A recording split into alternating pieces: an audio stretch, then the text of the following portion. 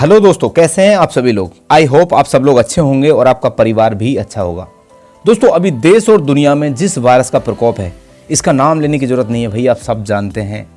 भाई इस वायरस के कारण आज सब कुछ बंद पड़ा हुआ है, पूरी दुनिया परेशान है। आज सबके दिमाग में दो बड़े सवाल हैं। पहला ये कि कब खत्म होगा आखिर ये कोरोना वायरस, और दूसरा ये कि जब ये कोरोना वायरस खत्म होगा तो इसके बाद देश का क्या होगा। इस वायरस का कितना असर हमारे देश की अर्थव्यवस्था पर पड़ने वाला है। एक बात तो हम सब जानते हैं कि भाई इंडिया आज भी एक डेवलपिंग देश है, विकासशील देश है। हम आज भी पूरी तरह से विकसित नहीं हुए, लेकिन जब भी किसी डेवलपिंग देश में एक महीने का भी ब्रेक लगता है तो भाई परेशानियां बढ़ जाती हैं। फिलहाल तो पूरी दुनिया ही परेशान है। लेकिन दोस्तों, सवाल यही है कि अगर इस वायरस को रोकने के लिए हमारे माननीय प्रधानमंत्री जी कठोर कदम नहीं उठाएं तो हमारे पास क्या विकल्प होंगे।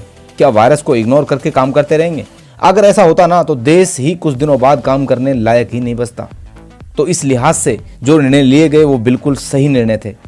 चलिए अब हम बात करते हैं कि क्या ये वायरस खत्म होगा, और अगर ये वायरस खत्म हो भी जाता है तो देश एक बार फिर से खड़ा हो पाएगा, और क्या हम दोबारा से रफ्तार हासिल कर पाएंगे। क्योंकि कहा जाता है कि वायरस को आप अपने शरीर से तो हटा सकते हैं लेकिन जीवन से नहीं। जी हाँ भाई, अगर हमारा शरीर इस वायरस को हटाने में सफल हो भी जाता है तो क्या खराब आर्थिक स्थिति जिसकी आशंका जताई जा रही है उससे देश उभर पाएगा। दोस्तों, आज हमारा ये वीडियो आप एंड तक जरूर देखिए। हम आपको देंगे पूरी और सटीक जानकारी। आज हम आपको क्लियर कर देंगे कि अगर देश के लिए बुरा समय भी आया तो हम कितने नीचे जा सकते हैं, और अगर सब कुछ नॉर्मल भी रहा तो जीडीपी में ग्रोथ की उम्मीद कर सकते हैं या नहीं। सभी सवालों के जवाब आपको मिलेंगे इस वीडियो में। जी हाँ भाई, तो लास्ट तक वीडियो में हमारे साथ जरूर बने रहें। दोस्तों, अभी ये वायरस हमारे देश में दूसरी स्टेज पर है। आई होप इस वायरस को हम सब मिलकर यहीं खत्म कर देंगे, और अगर खत्म नहीं कर पाए तो ये वायरस 5वें स्टेज तक भी जा सकता है, और इसके बाद तो इसे खुद खत्म होना ही है।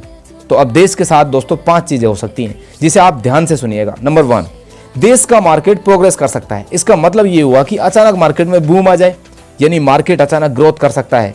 लोग अपने जेब से पैसा निकालकर शॉपिंग करने के लिए चले जाएं। लेकिन फिलहाल इस स्थिति में ये होता हुआ नजर नहीं आ रहा है।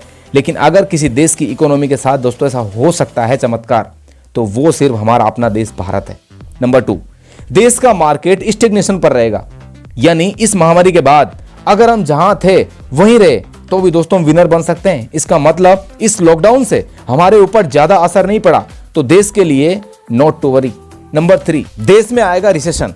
दोस्तों, इससे हमारे लिए परेशानियां बढ़ सकती हैं। अगर देश में रिसेशन यानी कि आर्थिक मंदी आ गई तो बहुत सारी नौकरियां चली जाएंगी, बहुत सारे छोटे बड़े शॉप्स बंद हो जाएंगे, काम धंधा बंद हो जाएगा, पेट्रोल डीजल ऐसी कई चीजों के दाम बढ़ जाएंगे, जिससे आम आदमी की परेशानियां बढ़ सकती हैं। नंबर 4, देश में आ सकता है डिप्रेशन। दोस्तों, डिप्रेशन का मतलब तो आप सबको पता ही होगा। ये केवल किसी इंडिविजुअल इंसान पर ही अटैक नहीं करता, बल्कि पूरे देश को भी अपना शिकार बना सकता है।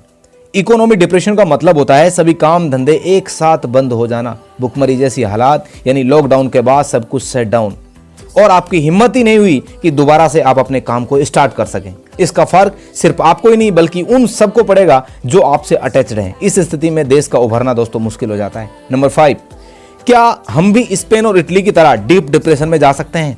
दोस्तों, ये बात तय है कि इस कोरोना वायरस के कारण आधे से ज्यादा यूरोप तबाह हो चुका है। स्पेन और इटली में हजारों की संख्या में लोग मारे जा रहे हैं। हमारे देश भारत में भी हजारों की संख्या में लोग इस टाइम मारे जा रहे हैं। लेकिन इन दोनों देशों के लिए अभी सबसे बुरा समय आना बाकी है, रिवर्स टाइम, और वो होगा जब ये चीनी वायरस से उभर जाएंगे। उसके बाद कई देश महीनों महीनों के लिए बंद हैं, अर्थव्यवस्था की कोई राह नहीं है दूर दूर तक। ऐसे में इन देशों में डीप डिप्रेशन आना तय है।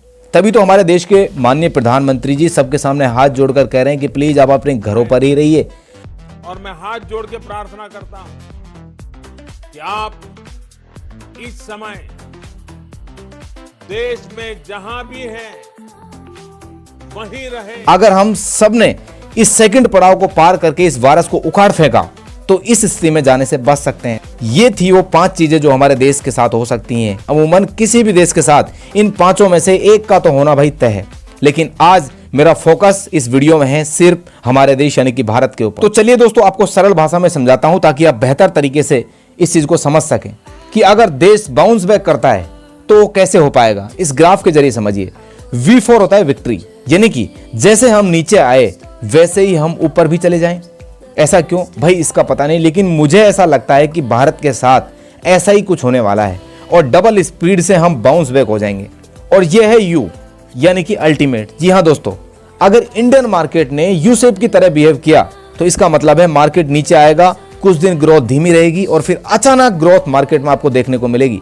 और तीसरे नंबर पर है एल शेप, यानी मार्केट ने एल शेप की तरह बिहेव किया, मतलब मार्केट नीचे आया और ग्राफ कभी ऊपर उठा ही नहीं। इसे कहते हैं डिप्रेशन। आई विश हमें ऐसे दिन कभी देखने नहीं पड़ेंगे। लेकिन दोस्तों एक नजर इस पर भी डालते हैं कि लोगों की इंडिया की जीडीपी के मामले में पतली नजर क्यों रही है, क्योंकि भाई फर्स्ट स्टेज के बाद देश उतनी तेजी से ग्रोथ करता हुआ हमें नजर नहीं आया। आखिर क्या वजह हो सकती है कि भाई आखिर पिछले 2 साल में जीडीपी के मामले में देश पिछड़ रहा है। सबसे पहले तो हम ये जान लेते हैं कि जीडीपी क्या है। दोस्तों जीडीपी को सबसे पहले अमेरिका के एक अर्थशास्त्री जिनका नाम है साइमन, उन्होंने 1935 से 1944 के दौरान इस्तेमाल किया था। इसका मतलब है ग्रोथ डोमेस्टिक प्रोडक्ट, यानी जीडीपी किसी भी देश की आर्थिक स्थिति को मापने का पैमाना या जरिया होता है। आपको मैं बता दूं कि भारत में जीडीपी की गणना प्रत्येक तिमाही में की जाती है। जीडीपी का आंकड़ा अर्थव्यवस्था के प्रमुख उत्पादन क्षेत्र में उत्पादन की वृद्धि दर पर आधारित होता है। जीडीपी के तहत कृषि, उद्योग, सेवाएं, ये 3 प्रमुख घटक आते हैं। इन क्षेत्रों में उत्पादन घटने या बढ़ने के आधार पर जीडीपी दर तय होती है। दोस्तों जीडीपी को 2 तरह से प्रस्तुत किया जाता है, क्योंकि उत्पादन की कीमत महंगाई के साथ घटती और बढ़ती रहती है। ये पैमाना है कॉन्ट्रैक्ट प्राइस का, जिसके अंतर्गत जीडीपी की दर व उत्पादन का मूल्य एक आधार वर्ष में उत्पादन की कीमत पर तय होता है। जबकि दूसरा पैमाना है करंट प्राइस का, जिसमें उत्पादन वर्ष की महंगाई दर शामिल होती है। दोस्तों देश के तमाम बैंकों की हालत काफी अच्छी नहीं है, जैसा कि आप भाई सब जानते हैं। इसका मतलब ये हुआ कि बैंकों ने बड़े बड़े सेक्टर्स को लोन देने से भाई साफ मना कर दिया है। लेकिन यहां पर मैं खास तौर से बात करना चाहूंगा रियल एस्टेट को लेकर कि इस सेक्टर ने सबसे ज्यादा निराशाजनक परफॉर्मेंस दिया है। बैंकों ने रियल एस्टेट को एक भी पैसा लोन पर नहीं दिया, तो अब सभी रियल एस्टेट की कंपनियों ने ये लोन लिया एनबीएफसी से, यानी कि नॉन बैंकिंग फाइनेंशियल कंपनी से। बिल्डर्स ने भाई मकान तो तैयार कर दिया, लेकिन खरीदार एक भी नहीं मिला। इसका असर ये हुआ कि बिल्डर नॉन बैंकिंग का कर्ज चुका ही नहीं सके, जिसकी वजह से सारी कंपनियां खत्म हो गई। आज हमारे देश में लाखों की संख्या में दोस्तों मकान बनकर तैयार हैं, लेकिन उसे कोई खरीदने वाला नहीं है। दोस्तों ये जानने की कोशिश करते हैं कि भारत को इस वायरस की वजह से फायदा पहुंच सकता है, जैसे कि अंग्रेजी में कहते हैं कि समवन पेन समवन गेन्स। दोस्तों देखिए एक उम्मीद की किरण तो नजर आ रही है, क्योंकि अमेरिका और चीन के बीच में भाई ट्रेड वॉर चल रहा है। अमेरिका के प्रेसिडेंट ने हमारी तरह ये कहा है कि भाई ये जो वायरस है ये चीनी वायरस है, जबकि चीन का कहना है कि चीन में ये बीमारी अमेरिका ने फैलाई है। लेकिन एक बात तो हम सब जान गए कि अब अमेरिका और चीन के मध्य अच्छे संबंध नहीं रहे। इसका मतलब साफ है कि अमेरिका चीन से अपनी फैक्ट्रियां हटाने को कह सकता है। ऐसे में भारत के पास मौका है कि वो इस मौके पे चौका मार दे। अगर चीन से पलायन कर रही कंपनियां भारत आ जाएं तो भाई खेल पूरी तरह बदल सकता है। और एक बात तो तय है कि आज देश और दुनिया चीन को एक शक की नजरों से देख रही है। सबको ऐसा लगता है कि ये चीन ही है जिसने सबको मौत की चादर सुलाने का काम किया है। हम सब जानते हैं कि जब भी कोई मुश्किल घड़ी आती है तो मौके भी आते हैं। तो आइए आपको ये भी बता दूं कि जहां इस वायरस से पूरी दुनिया परेशान है, वहां कुछ इंडस्ट्रीज ने अपना काम डबल कर लिया है। जानते हैं वो कौन कौन सी इंडस्ट्री है? चलिए मैं बताता हूं। सबसे पहले online marketing, online product seller, live streamer, media, logistic and delivery, video conferencing companies, medicals. जी हाँ भाई, ये कुछ ऐसे बिजनेस हैं जिनकी रफ्तार वायरस से भी तेज रही। लेकिन वहीं कुछ ऐसे व्यापार भी हैं जिनको बहुत नुकसान हो रहा है, जैसे कि ट्रेवल एंड टूरिज्म। दोस्तों कुछ समय तक आप कहीं भी घूमना नहीं चाहेंगे। दुनिया भर की फ्लाइटें बंद हैं, जिसकी वजह से बहुत सारा नुकसान हो रहा है। और फूड सेक्टर जो हमेशा से बूम कर रहा था, कोरोना वायरस खत्म होने के बाद भी ये कहना मुश्किल है कि लोग बाहर आएंगे और खाना खाएंगे। लेकिन अगर भारत को डिप्रेशन और रिसेशन से बचना है तो देश की जनता ही बचा सकती है। ये स्थिति तभी आती है जब लोग अपने फ्यूचर के डर से पैसा सेव करने लगते हैं।